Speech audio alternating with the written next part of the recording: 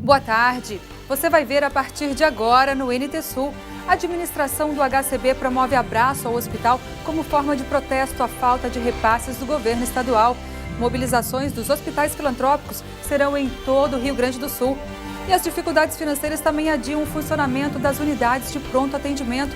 Apesar disso, Cachoeira do Sul não abre mão do projeto. E ainda hoje você vai conhecer uma história de superação. João Saldanha, vítima de um acidente grave de trabalho, não desistiu da vida e conta os objetivos que conquistou, mesmo com a deficiência. Veja também os destaques do jornal O Correio desta terça-feira.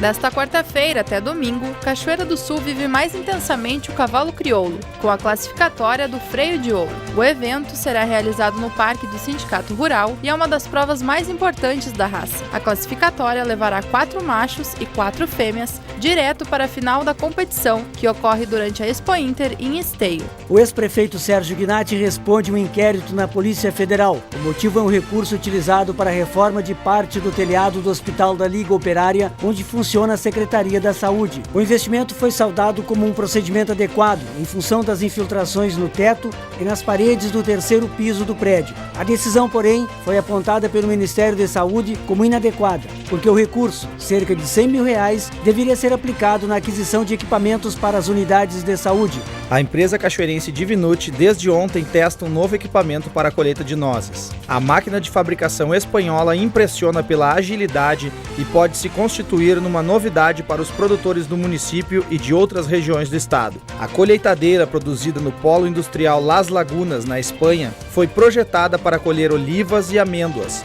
mas trazida para o Brasil para ser observada na plantação de nozes. O equipamento possui braços hidráulicos que se prendem ao tronco da árvore e, através de vibração, as nozes caem numa plataforma, evitando perdas.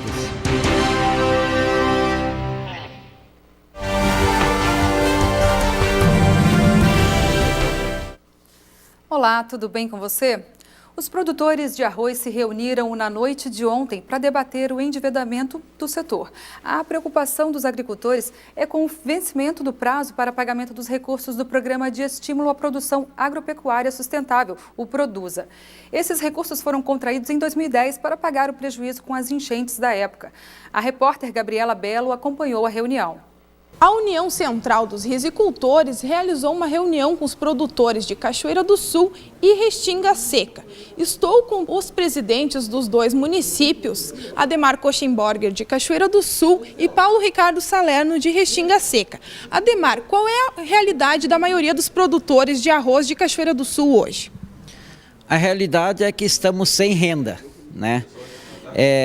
Toda atividade que tu exerce, para te manter na atividade, tu tem que ter renda.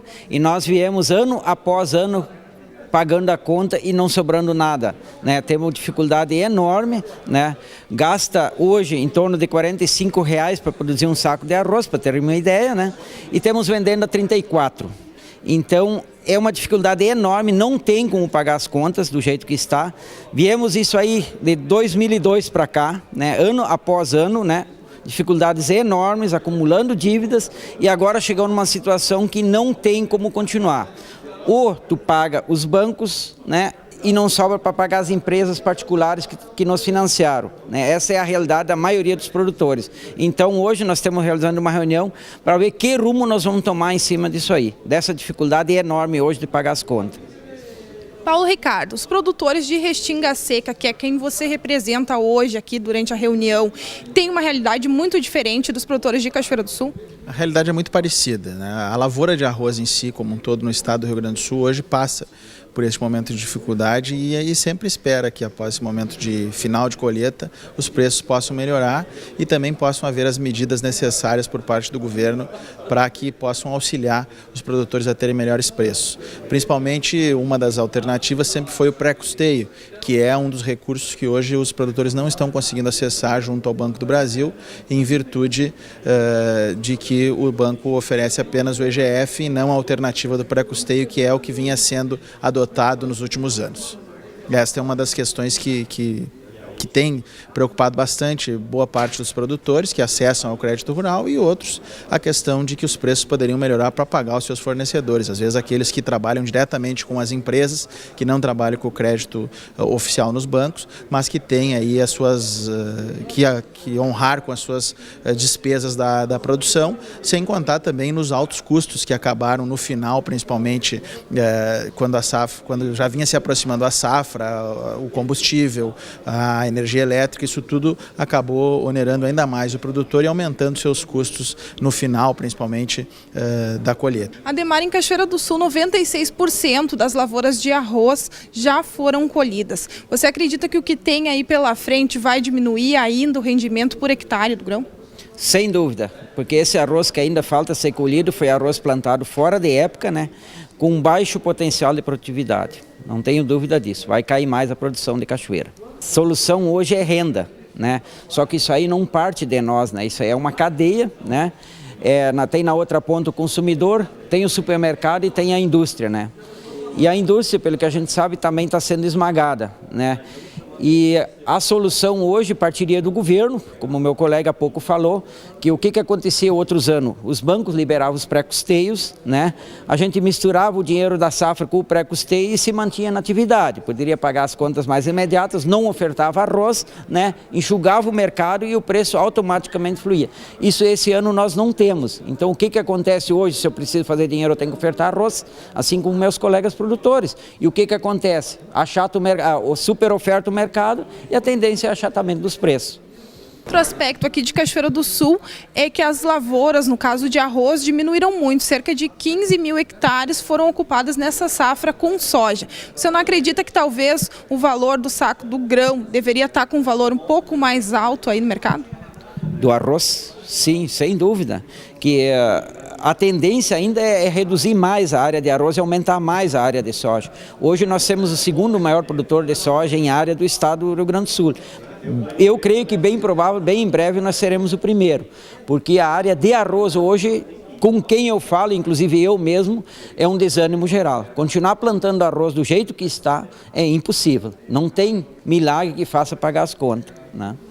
E essa realidade de Cachoeira do Sul vem acontecendo também em Restinga Seca, Paulo Ricardo? Sim, a área de soja lá cresceu muito. Nós tínhamos aí, em questão de 5 anos atrás, uma área de em torno de 12 mil hectares. Hoje nós temos no município uma área de em torno de 21 a 22 mil hectares com soja e tínhamos uma área de 17.500 hectares com arroz e temos em torno de 17 mil, porque os produtores hoje o que vem fazendo? Muitas das áreas que deixavam em pousio no verão acabam ocupando com soja e depois posteriormente fazendo a rotação com o arroz. Hoje a soja tem sido uma alternativa muito usada para rotação com arroz lá nas nossas áreas, não substituindo todo o arroz, mas diminuiu alguma área sim que passou a receber soja.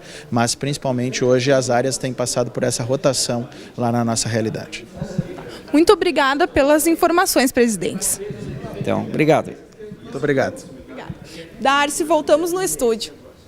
Tá certo. Obrigada, Gabriela, pelas informações. Vários setores do nosso estado com dificuldades financeiras. E dificuldades financeiras deixam vários municípios também em espera para o funcionamento das unidades de pronto atendimento.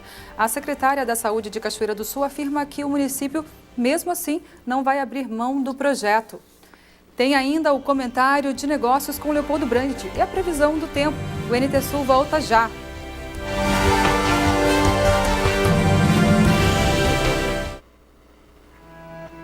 Nossa, na hora, cara, aceitei aquela bolsa e a princípio era para ser guardinha. Pega essa vassoura, negão, varrendo e cantando, né? Eu me formei em 2002 no curso de pedagogia. Eu vim para a cidade de Itatiba, comecei a trabalhar. Eu continuo na coordenação. Eu tive a oportunidade de vir aqui para a Rede Novo Tempo de Comunicação, liderar o departamento de jornalismo. E eu sou muito feliz assim por ter escolhido estudar no NASP. No NASP eu ajustei todas essas coisas, né? Então agora eu escrevia, eu lia, tocava. Eu tenho muita gratidão pela oportunidade que Deus me deu de viver essa experiência lá, de aprender e ser o que eu sou hoje, quem eu sou hoje. Meu nome é Daniel Salles. Meu nome é Érica Fazoli de Menezes. Eu sou Lisandro Winkler Stout. E eu sou o NASP. E eu sou o NASP. Eu sou o NASP.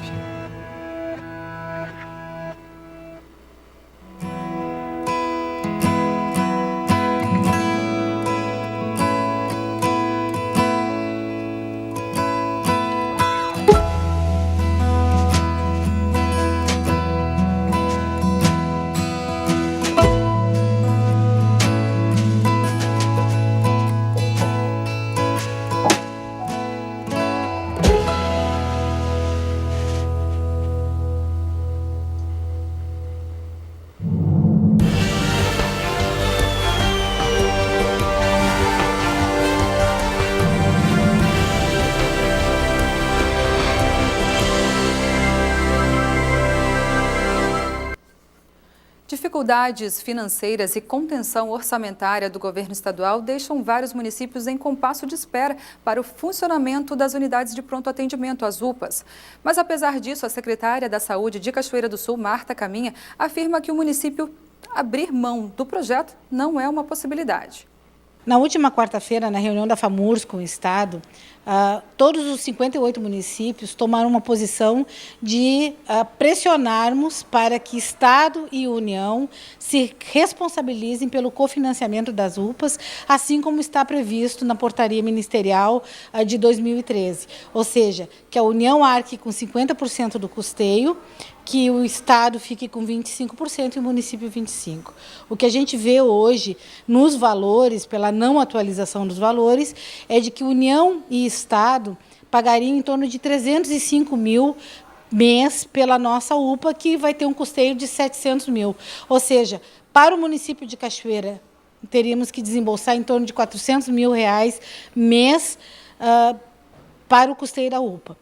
Isso inviabiliza a UPA no município ou inviabiliza o restante dos serviços de saúde. Então, nossa posição nesse momento é de nos juntarmos a essa comissão que vai trabalhar a questão junto ao Ministério e ao Estado e vamos fazer todos os encaminhamentos necessários, todas as providências necessárias e depois é que nós vamos tomar uma decisão em relação à UPA. A posição do prefeito Neyron Viegas, a posição do município de Cachoeira do Sul é de politicamente e tecnicamente estar nos pressionando junto com a comissão para que a UPA viabilize. Mas não é intenção nenhuma desistirmos desse serviço. A UPA é uma prioridade para o governo municipal e nós faremos todo o esforço possível para que ela se efetive. E nós vamos falar agora com o nosso consultor de negócios, Leopoldo Brandt, sobre os 4 P's do marketing.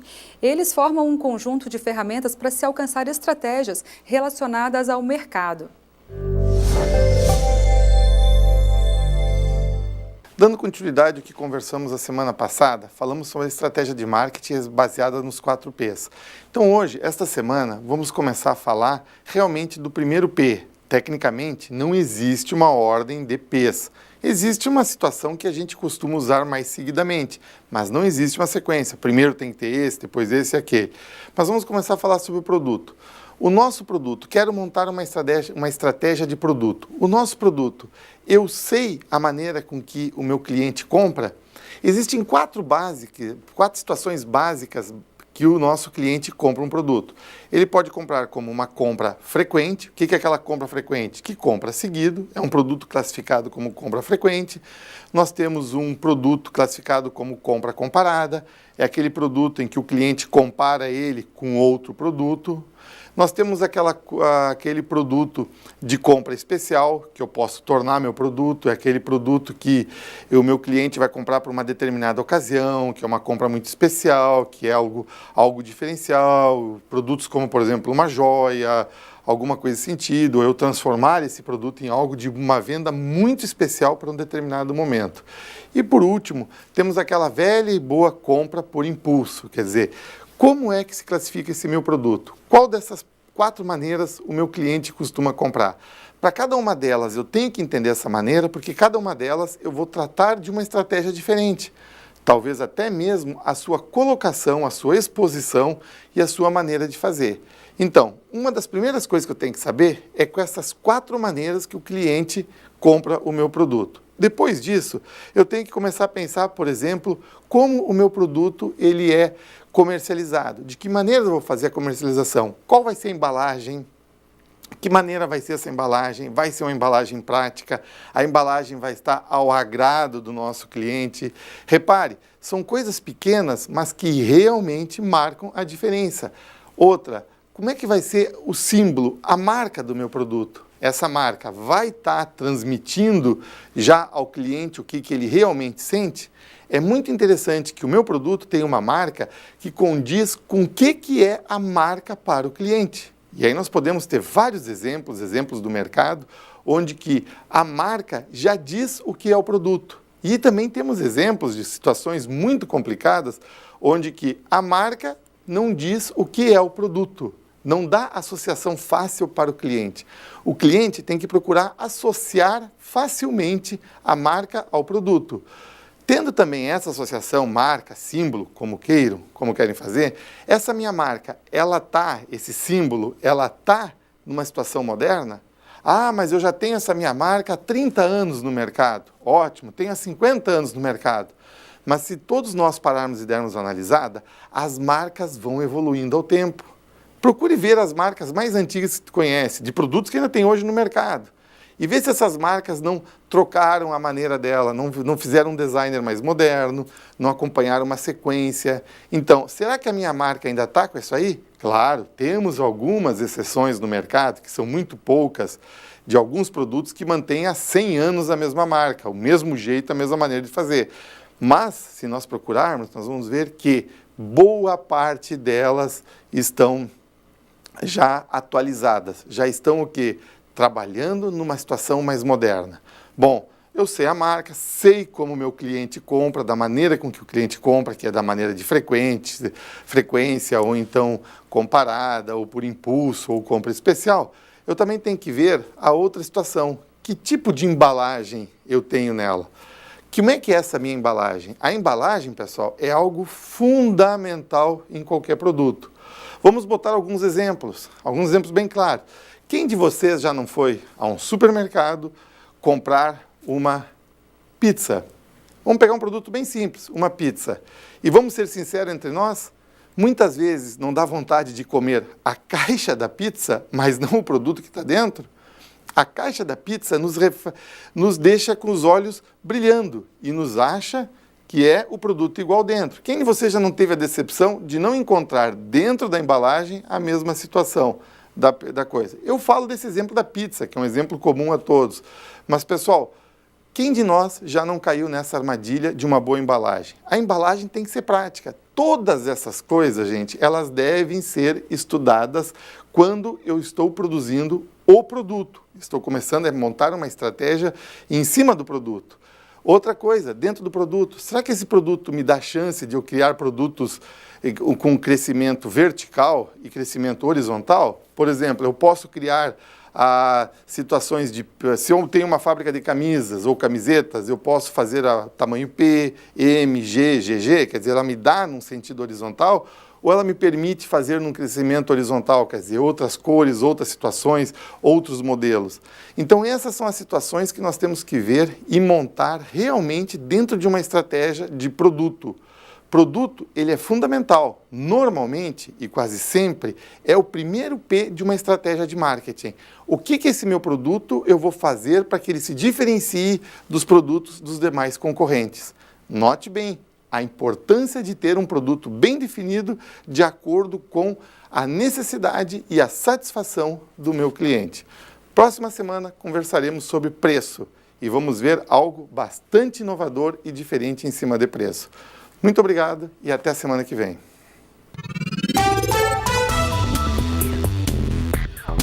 Cachoeira do Sul com sol entre nuvens e temperaturas típicas de inverno. A mínima registrada ao amanhecer foi de 5 graus e a máxima deve chegar aos 20. Para quarta-feira, previsão de sol com muitas nuvens, mínima de 7 e máxima de 22 graus. Na quinta-feira, a meteorologia também indica a presença de sol entre nuvens, mínima de 9 e máxima de 22 graus. E vamos conferir como fica o clima em todo o estado gaúcho nesta terça-feira.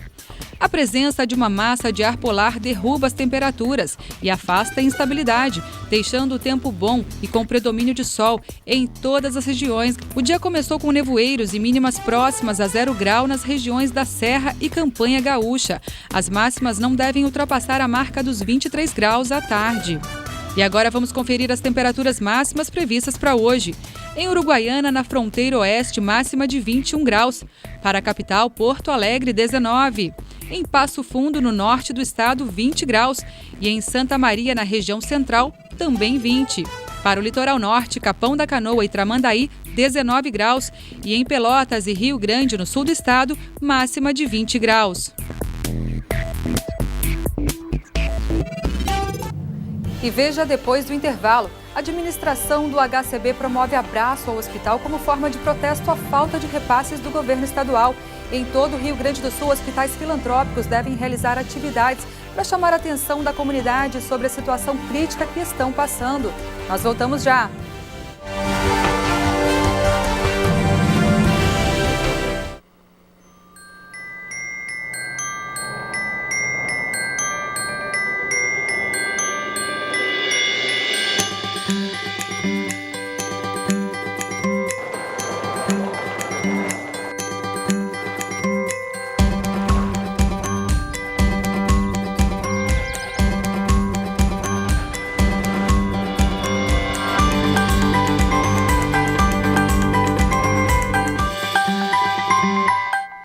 Olá pessoal, eu sou o João Paulo Ferreira e quero convidar você para um encontro muito especial.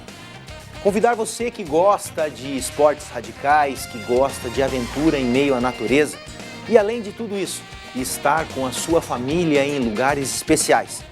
Esse encontro especial é toda sexta-feira aqui no NT Sul, na TV Novo Tempo. Eu vou estar dando dicas de turismo, dicas de lugares para você estar com a sua família. O nosso encontro toda sexta-feira aqui no NT Sul, a partir do meio-dia. Aproveite e divirta-se.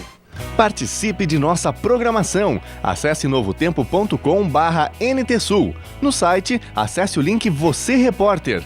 Preencha com seus dados e envie sua sugestão de reportagem ou pergunta para os nossos comentaristas. novotempo.com/NTSul.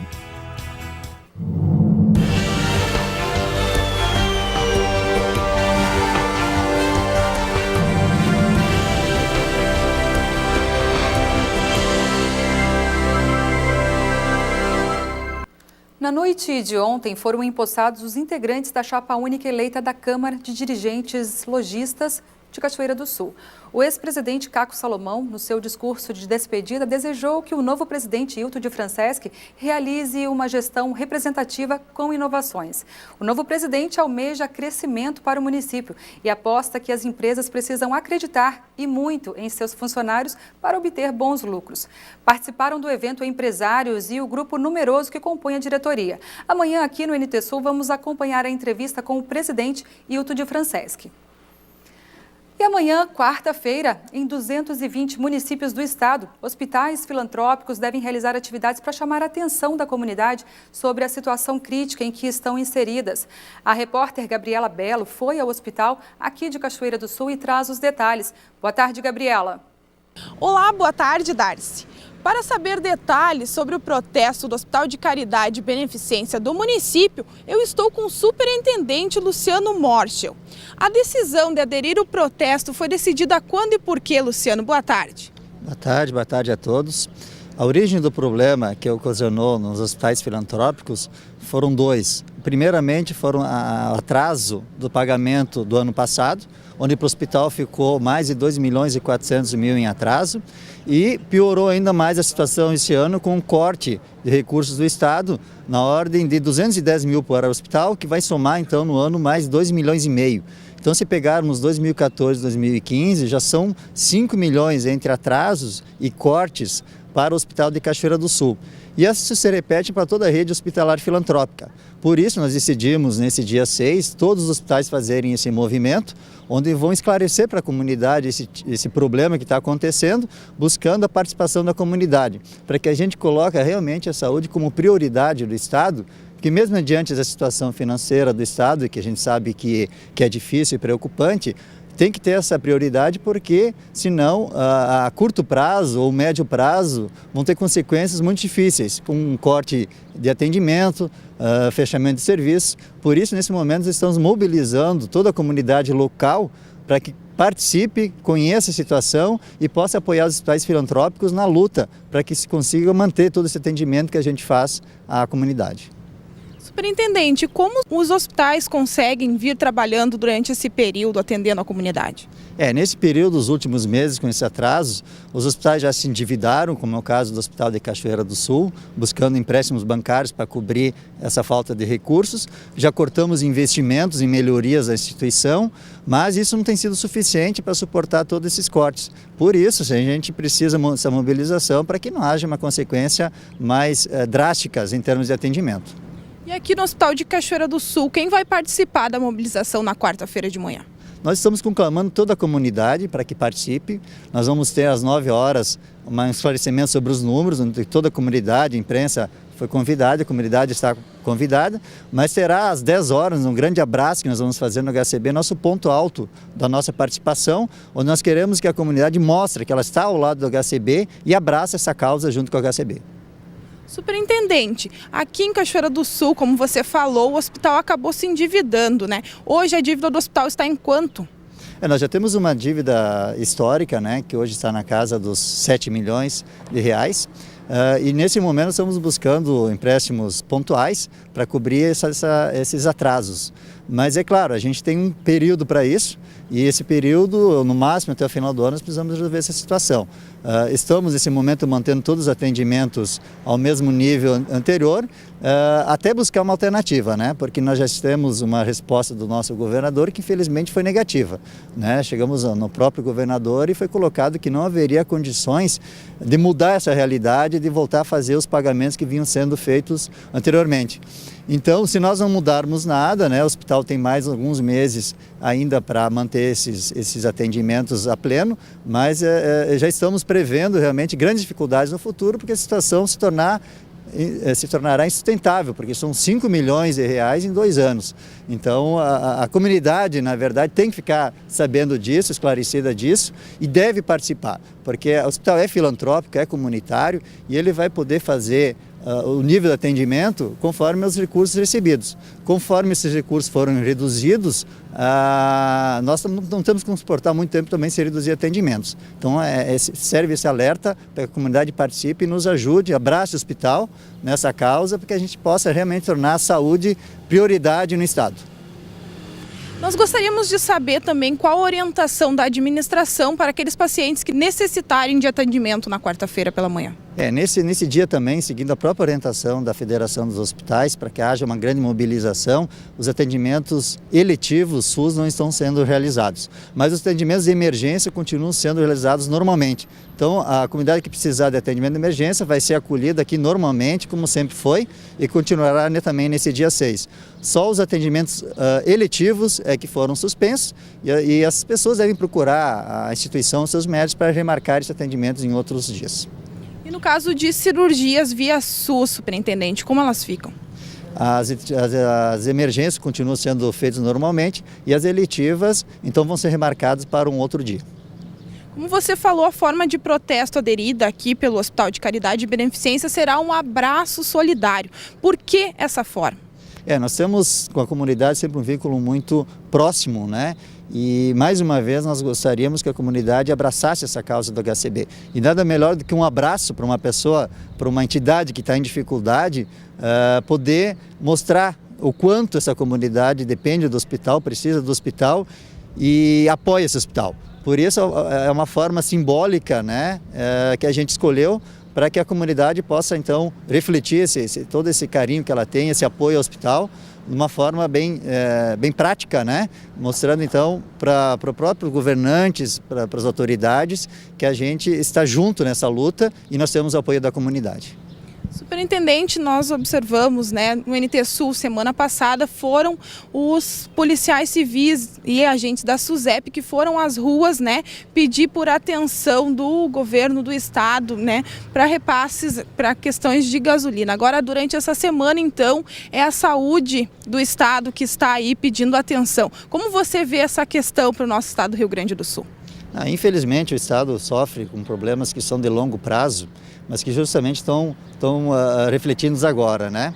E cada área tem suas prioridades. Agora, então, nós temos que estabelecer quais são as prioridades do estado, porque realmente ele não vai conseguir atender a toda a demanda de solicitações que há.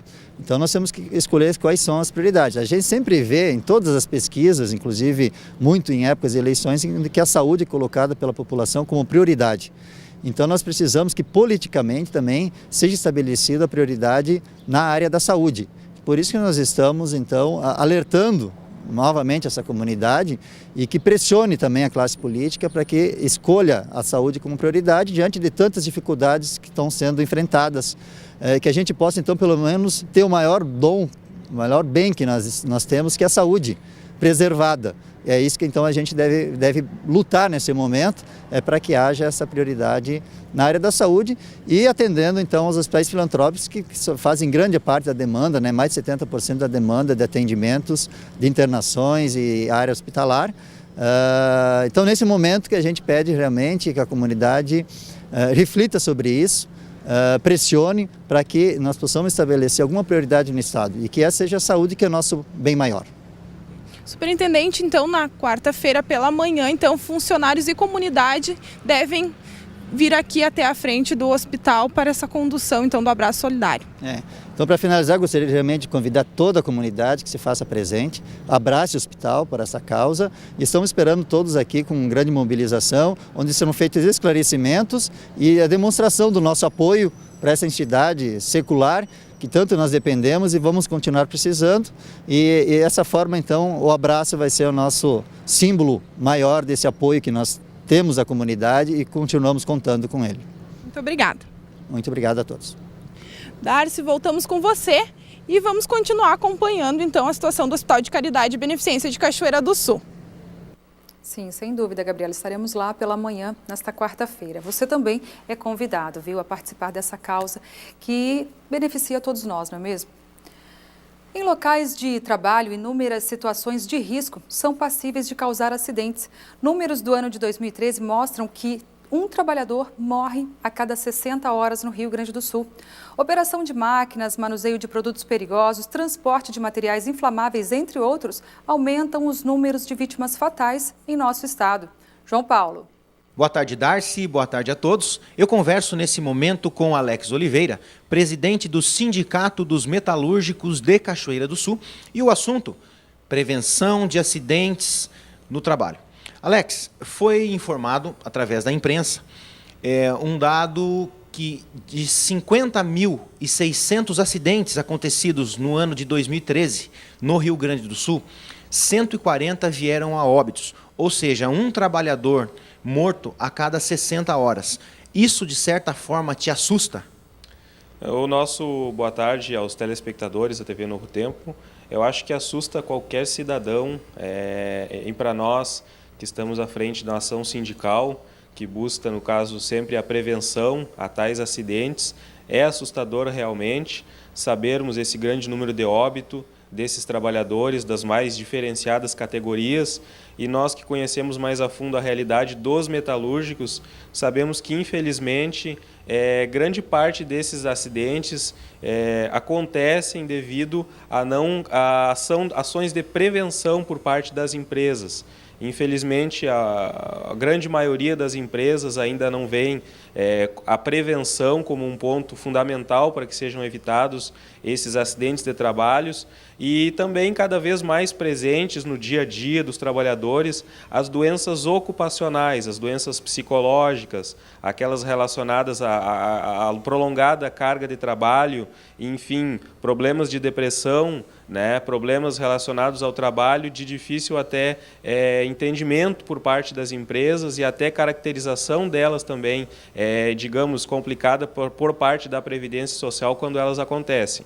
Então, nós, da ação sindical, nós dos sindicatos, temos um olhar todo especial para essas questões dos acidentes de trabalho, mas principalmente no que se refere à prevenção.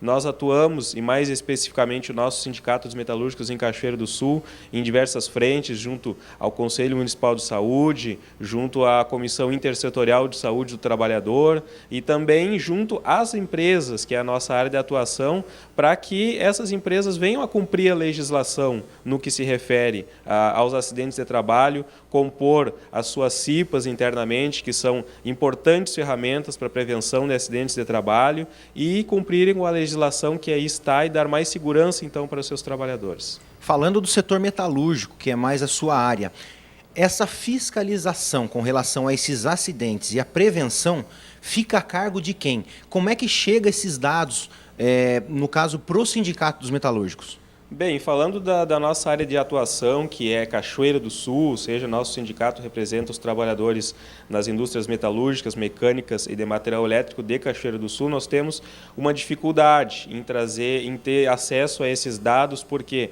Porque esses dados chegam até nós basicamente ao nosso conhecimento através das informações dos próprios trabalhadores e através das ações que nós realizamos de fiscalização e visitas, enfim, junto às fábricas.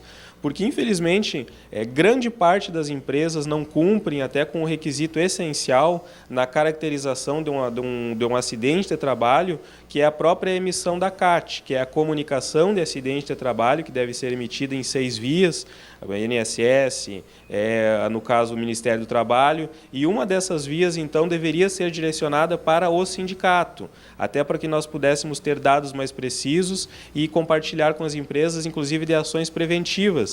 Então, basicamente, a nossa atuação em cima da prevenção dos acidentes de trabalho se dá com a atuação do sindicato junto a órgãos e conselhos, com fiscalizações e com visitas às empresas e orientação também para os trabalhadores através de boletins informativos e do contato direto com esses trabalhadores também. A constituição de uma diretoria da CIPA, ela é obrigatória? Como é que o sindicato ele vê essa atuação da CIPA, no caso, nas metalúrgicas de Cachoeira do Sul? Bem, a CIPA ela é regulamentada pela norma regulamentadora 5, que dispõe sobre a forma de constituição, da forma de eleição, das atribuições da CIPA. Existe um quadro, um anexo na norma regulamentadora 5, de acordo com a atividade das empresas, da complexidade, enfim, e do número de funcionários, que essa tabela dimensiona, então, qual vai ser o tamanho, ou seja, quantos representantes terão a CIPA, que são os representantes da empresa, do empregador, que são indicados pela empresa, e os representantes dos funcionários, que são eleitos por esses, então. Então, a CIPA necessita de uma eleição, né, onde são eleitos os representantes, passam por um treinamento e, durante o mandato da CIPA, que é de 1 ano, segundo a legislação, eles desenvolvem, segundo a NR5, deveriam desenvolver mensalmente as reuniões e as ações preventivas, então, aos acidentes de trabalho, doenças ocupacionais dentro das fábricas. Ocorre que, infelizmente, a grande maioria das empresas da nossa categoria não possuem, eu digo, uma grande porcentagem não possuem suas CIPAs devidamente constituídas, organizadas, infelizmente por uma visão do empregador que geralmente dá prioridade ao processo produtivo e não a essa importante ferramenta que é a CIPA é uma importante ferramenta de prevenção aos acidentes de trabalho. Então, essa é mais uma luta do nosso dia a dia, do nosso sindicato, em todas as reuniões que nós temos com representantes da empresa, nós sempre tocamos na importância de termos as CIPAs constituídas dentro das fábricas e atuantes, porque não adianta, por exemplo, se constituir uma CIPA, mas não dar condições para que ela possa desenvolver as suas atividades. Não adianta você eleger e constituir uma CIPA, mas dar prioridade ao processo produtivo em vez das táticas, das ações internas na fábrica voltadas à saúde do trabalhador. Como presidente do sindicato, na sua visão, falta a boa vontade, no caso do empregador, em ter esse treinamento, em adquirir equipamentos que possa dar uma condição melhor para o funcionário trabalhar, ou existe também o desinteresse em se capacitar, em se colocar de uma forma correta para evitar esse tipo de acidentes e até óbitos, né, nas empresas? Como é que você, como presidente do sindicato, vê essa questão? Bom, é importante a gente frisar que nós não podemos também generalizar. Nós temos empresas da nossa área de atuação que cumprem fielmente com toda a legislação e com todas as ações preventivas. Mas, infelizmente, nós ainda temos empregadores que como eu já tinha citado anteriormente, que, enfim, o próprio fornecimento de um equipamento de proteção individual, uma botina, um protetor auricular, ela não cumpre até com, digamos assim, a imediata substituição, ou seja, quando um equipamento já está desgastado, é dever da empresa substituir substituí-lo imediatamente. Talvez por uma questão de financeira ou por uma questão de, enfim, não prioridade a aquilo ali que pode originar futuramente uma botina que já esteja desgastada, pode ocasionar um acidente de trabalho. Se ela for reposta, se o trabalhador tiver com todos os EPIs em condições adequadas, do nosso ponto de vista, é uma precaução para que futuros acidentes venham a acontecer. Só que essa visão ainda não são todos os empregadores que têm de que a prevenção possa, inclusive financeiramente, estar prevenindo o acidente hoje, evitando que aconteça amanhã e que pode trazer inúmeros transtornos para a empresa futuramente. O sindicato tem dados de números de acidentes de trabalho nesse período em que você está à frente dos sindicatos metalúrgicos aqui de Cachoeira do Sul? Quem é que teria, no caso, que fornecer esses dados para vocês? E se esses dados são repassados anualmente, trimestralmente, como é que funciona esse processo? Não, nós assim, basicamente, relacionando-se a acidentes de trabalho, doenças ocupacionais, como foi citado, seria necessário o preenchimento da CAT e a correta destinação dela para os órgãos, Ministério do Trabalho, Previdência Social e uma seria o sindicato. Como esses documentos não chegam até o sindicato, nós temos os nossos dados que não são precisos de acordo com a realidade, com as visitas e com o contato que nós temos com fábricas e trabalhadores. Então, dificulta mais ainda as ações preventivas e também aquela questão de saber quais são as empresas que têm o maior número de acidentes de trabalho, quais são os tipos de acidentes de trabalho que mais ocorrem por falta de uma proteção, por falta do cumprimento de uma norma regulamentadora. Então, é realmente difícil para nós, é um trabalho que nós realizamos internamente, também em parceria com os trabalhadores da nossa categoria, que procuram o sindicato, que relacionam as dificuldades que possuem junto às fábricas e, dentro do possível, nós no dia a dia procuramos sempre entrar em contato com as empresas e verificar o que está acontecendo com essas situações, se é a não fornecimento dos EPIs ou então outras situações que não estejam cumprindo com a legislação e que venham futuramente, provavelmente, proporcionar acidentes de trabalho dentro dessas fábricas. Vale a pena a gente lembrar que muitas vezes também o empregado ele pode evitar que certas coisas acabem acontecendo, né? Tem que ter a vontade do empregado também de que esses números possam diminuir, de que possam ser evitados acidentes e possam ser evitados óbitos também nas empresas. Exatamente, é a função do empregado, enfim, além de produzir, além de cumprir com a sua obrigação, é também obrigação do funcionário, quando lhe é fornecido o equipamento de proteção individual, utilizar da forma correta, ou seja, é obrigação da empresa fornecer os EPIs adequados para cada função, né, orientar, treinar os trabalhadores do seu uso correto e é obrigação do funcionário também utilizá-los da forma correta, ou seja, utilizar a botina, o óculos, o protetor auricular, enfim, de acordo com a sua função, para que os acidentes não venham a acontecer. Então é importante essa conscientização por parte dos trabalhadores também, de que esses dispõem desses mecanismos que são os equipamentos de proteção individual que devem ser utilizados, né, para que sejam evitados esses acidentes. Também as máquinas que possuem proteção de acordo com as normas regulamentadoras, utilizadas das formas corretas. Por quê? Porque se o empregador tem a visão de que a produção, de que a produtividade é mais importante do que a saúde do trabalhador, esse trabalhador não pode ter esse posicionamento. Ele tem que pensar que a saúde dele é importante e que se ele perder um membro, se ele perder uma mão, um braço, um dedo, ele não vai recuperá-lo nunca mais. Eu falei com Alex Oliveira, presidente do Sindicato dos Metalúrgicos de Cachoeira do Sul. Alex, muito obrigado pela sua disponibilidade e por desdobrar esse assunto tão importante nos dias de hoje, que é a prevenção de acidentes no trabalho. O nosso agradecimento pelo espaço, né? E nós, Sindicato dos Trabalhadores Metalúrgicos, continua sempre à disposição da nossa categoria, dos nossos trabalhadores e também da comunidade em geral. Darcy. Tá certo, obrigada João, obrigada Alex pelas informações. E depois do intervalo você vai conhecer o João Saldanha, vítima de um acidente de trabalho grave. Ele não desistiu da vida e conta os objetivos que conquistou, mesmo com a deficiência. Em instantes, a gente volta já.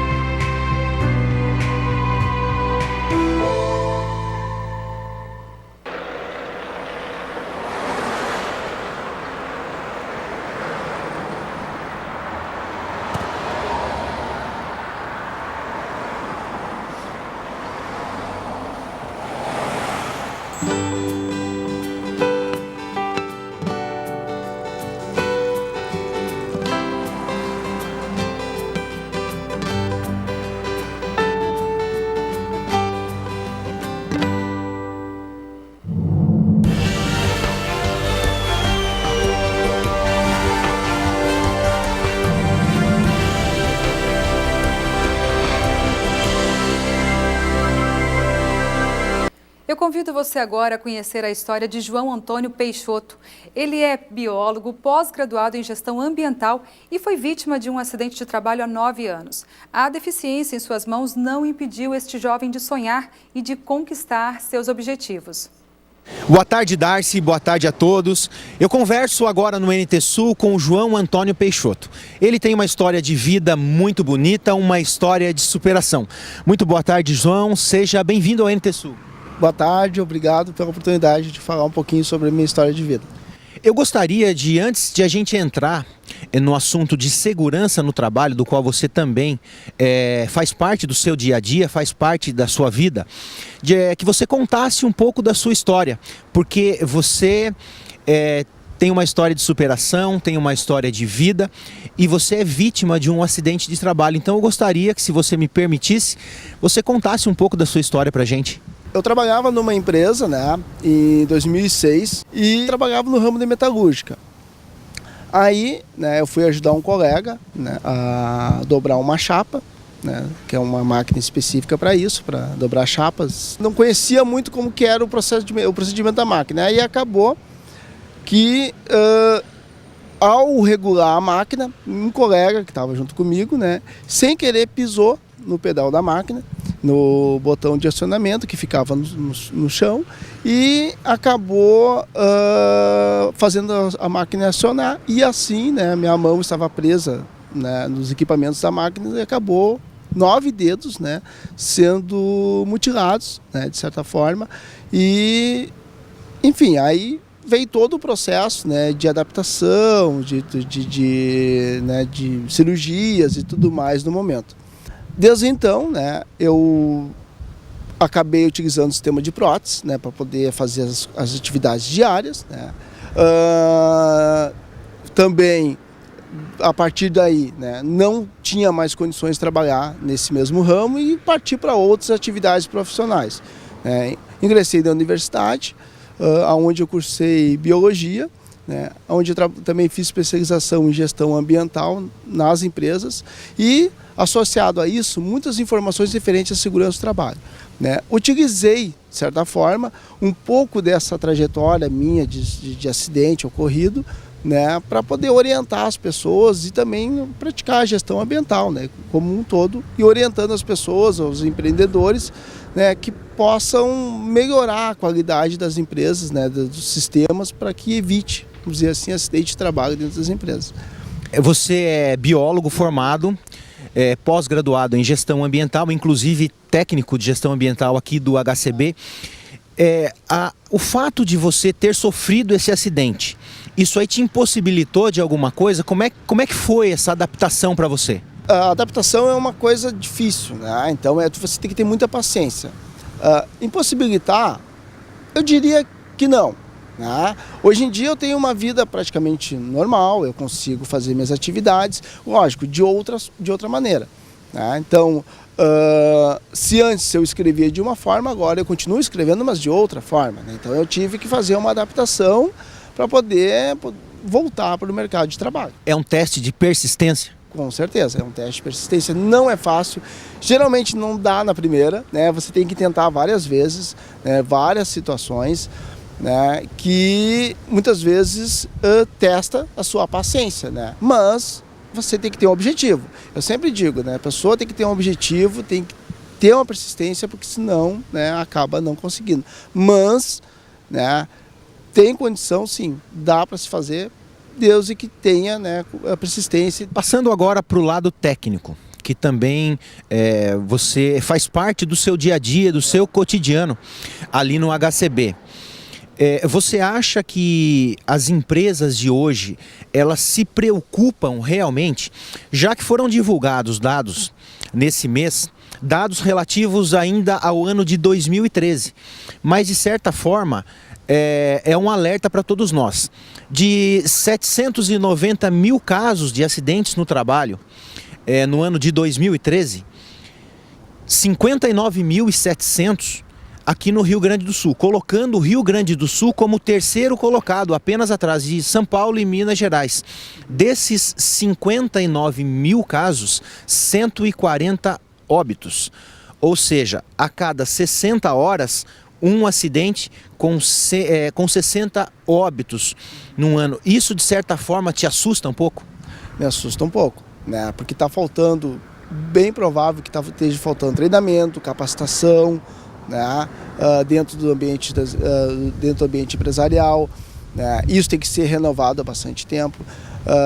Contando um pouquinho da nossa trajetória profissional também, que na realidade a gente trabalha para conter isso dentro do nosso ambiente de trabalho. A gente utiliza muito da prática do treinamento, da informação, né, dos riscos de acidente para os colaboradores, para os funcionários, né, até para que a gente possa diminuir isso. Hoje, dentro do meu mercado de trabalho, dentro das áreas que eu atuo, né, inclusive já usando, por ter sentido, vamos dizer assim, na pele, tudo isso aí, me preocupo, né, em passar, em reforçar isso para os funcionários, e nós estamos constantemente, né, por exemplo, buscando novas tecnologias para minimizar isso. Você acha que as empresas, elas estão menos preparadas ou, no caso, falta um treinamento específico mais com os funcionários para que esse tipo de acidente não aconteça nas empresas? Eu acredito que os dois. Tá? Eu acho que o treinamento também falta, mas também falta a tecnologia, a máquina adaptada. Né? Muitas das máquinas hoje, elas precisam, para que as empresas possam obter elas precisam ser normatizadas por NRs. Né? E muitas atividades também precisam, né? Como o espaço confinado, trabalho em altura e tudo mais. Então, para que a pessoa possa fazer isso, ela precisa ter treinamento e precisa ter equipamento adaptado. Não basta só dar um cinto de segurança para um funcionário, né? Precisa capacitá-lo para que ele saiba agir lá no ambiente de altura, né? Ou no ambiente confinado, né? Que também são treinamentos específicos que os funcionários precisam ter. Isso ajuda bastante, né, a evitar os acidentes. Então é necessário que as empresas, assim, de certa forma, elas procurem orientações, né? Ou contratar gestores técnicos, né, de segurança do trabalho, profissionais da área que vão dar esse suporte, né?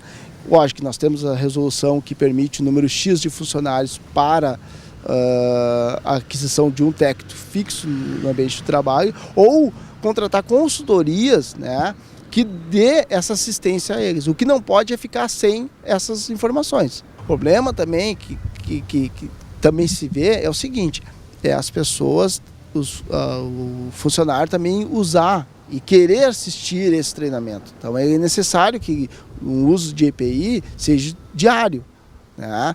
Por exemplo, um óculos, uma luva ou qualquer outro tipo de proteção tenha que ser diário. A CIPA, ela deveria ser um órgão obrigatório nas empresas? Porque a gente tem conhecimento de empresas que acabam não constituindo diretoria, e isso aí pode se refletir no número de acidentes e pode se refletir até no número de óbitos, né? Como é que é a sua ideia a respeito disso? Você acha que a CIPA deveria ser obrigatório e isso aí inibiria, no caso, melhoraria esse índice de acidentes com ou sem vítimas? A grande vantagem da CIPA é que tu consegue criar gestores, tu consegue criar fiscalizadores, pessoas dentro da linha de produção que não são lá do quadro de chefia ou no quadro de administrativo, mas que estão ali na linha de produção, dando aquela orientação que muitas vezes o técnico de segurança ou o gestor ou o consultor não está. Então a CIPA, ela contribui muito para isso aí. A CIPA, na realidade, deveria ser obrigatória a todas as empresas. Você acha que o fato de você ter passado por esses momentos e está vivendo todo esse momento de adaptação hoje, isso serve de experiência para que as pessoas possam se atentar um pouco mais para a causa da prevenção dos acidentes, investindo em equipamentos, investindo em treinamento nas empresas? Sempre quando eu falo em relação a acidentes, ou uso o meu caso, a minha experiência para relatar em empresas, né, é essa a ideia que eu tenho, né? Que as pessoas se conscientizem, que se modernize, que use EPI, que constitui CIPA, que vejam um acidente uma coisa séria, que ele existe, né? Ele está presente, os dados estão aí, né? Não somos nós que inventamos esses dados, eles estão aí, né? E que as pessoas assim, se conscientizem nesse processo e que saibam, olha, realmente pode acontecer. Muitas vezes o acidente ele dá indícios, né? E as pessoas acabam não dando bola, acham que isso nunca vai acontecer comigo, aquela coisa toda, quando vê acontece. A recuperação ela é complicada, demora, né? Não é fácil, então é muito mais fácil prevenir o acidente do que remediar ele depois, né? Sempre quando eu vou em alguma empresa, ou eu visito alguma empresa, é essa mensagem que eu deixo. Nós temos família em casa, nós temos pessoas que nos esperam, e nos esperam nós 100%.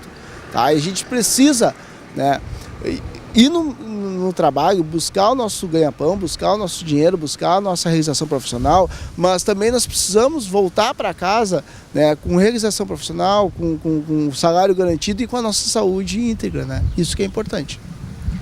Essa é a história de vida do meu xará, João Antônio Peixoto. Eu quero agradecer você por repartir um pouco com a gente da sua história, das coisas que você viveu da sua vida. E além da parte técnica, João, eu quero agradecer você por ser um exemplo de superação. Porque às vezes a gente acaba achando que a pessoa que tem qualquer tipo de deficiência, ela acaba ficando impossibilitada de realizar. E você é a experiência e a prova de que a gente pode galgar os desafios, a gente pode continuar sonhando, a gente pode conquistar. Muito obrigado pela sua entrevista, obrigado por participar do NT Sul.